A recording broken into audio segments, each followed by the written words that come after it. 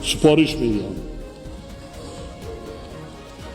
از 1 سپتامبر سال 2026 معاش وظیفوی کارمندان مؤسسه‌های معارف از جمله مؤسسه‌های تا مکتبی و میانه عمومی 25%، دیگر مؤسسه‌های ساحه معارف، شاخه‌های علم، فرهنگ، ورزش، تندرستی، مؤسسه‌های ساحه حفظ اجتماعی، مقامات حاکمیت و اداره‌کنی دولتی و دیگر مؤسسه‌های بودجتی اینچنین استیپندی‌ها 20% زیاد کرده شود.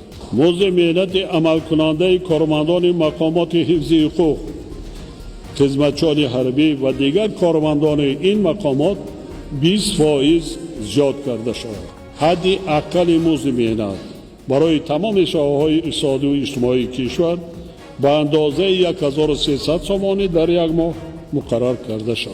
نفقه‌های شغل‌طوی، مهنتی و اجتماعی اینچنین علاوه پولی به آنها یعنی 15%.